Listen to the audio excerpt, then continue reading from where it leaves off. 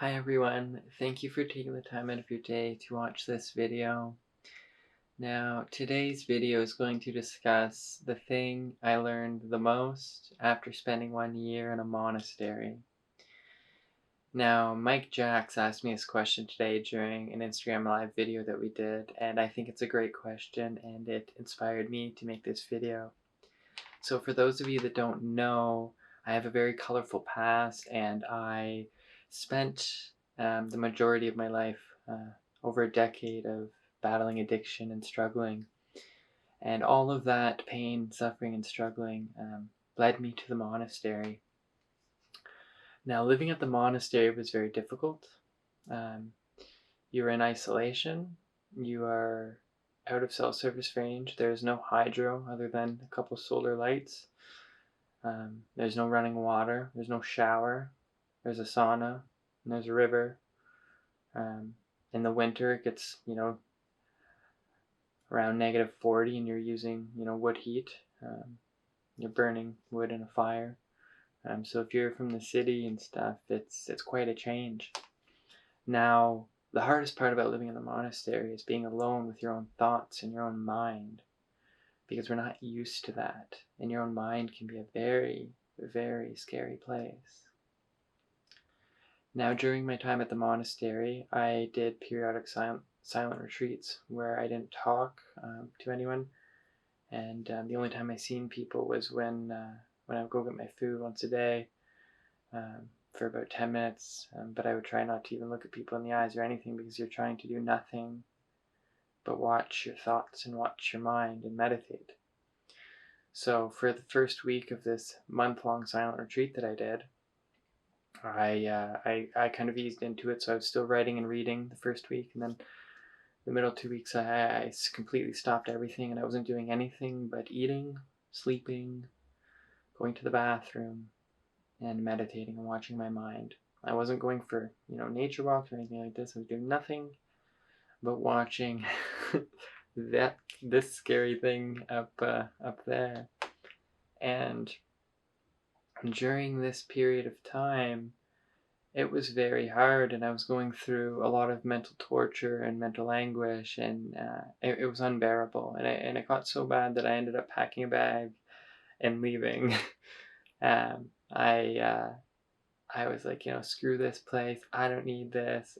All these negative thoughts that were going on, and that are often going on in our own minds. And so they ended up, finding me down the road a ways and bringing me back. And I ended up finishing my retreat. And after I got back, within the next days or whatever, I was, going through this unbearable mental torment again.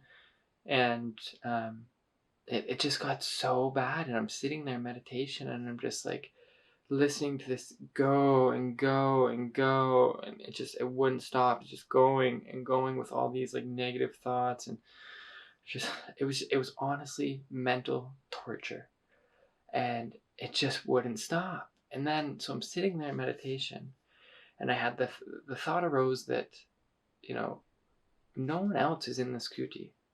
No one else is in this cabin. I'm alone. So where's the suffering coming from? Who's creating it? And then it was just like, it was at that moment that I realized I am creating all of my own suffering. No one else is creating it, because no one else is here. No one else is around me. It's just me. And I'm the one creating all this. All this stuff going on, it's me creating it. And if I'm creating all of this suffering, that means, number one, I have the power to stop creating it. And number two, that means I can create anything I want. So I kept meditating after this.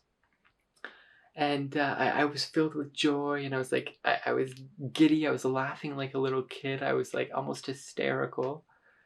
And, eventually I calmed down, and I kept calming down. And as I said, I could continue to meditate. And I got to a point where all of a sudden my mind just this is the best way to describe it. It just got big.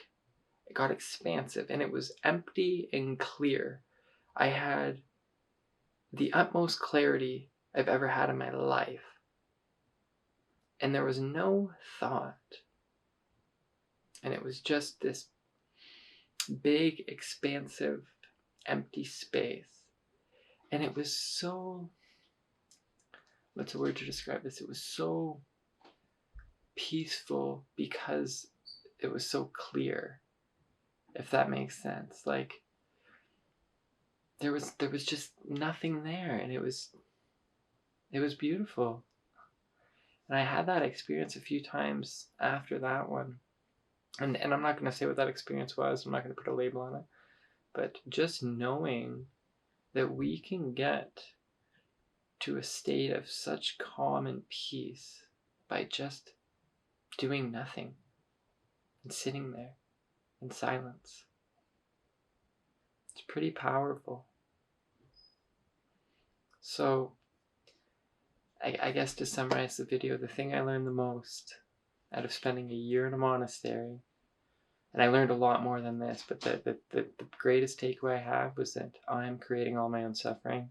And if I'm creating all my own suffering, that means I can stop creating it. I can create anything I want. And now I hope that by me sharing this, maybe it will plant a seed in one of you, or maybe you guys will kind of realize that you're creating everything in your reality. No one else is creating it for you. All the bad stuff, all the negative stuff that you're going through right now, guess what? You're creating it. And you're also creating all the good stuff. Everything. The good and the bad. You're the creator, not the victim. It's pretty incredible, right? You can create anything you want. Good, bad. Take responsibility. Take control.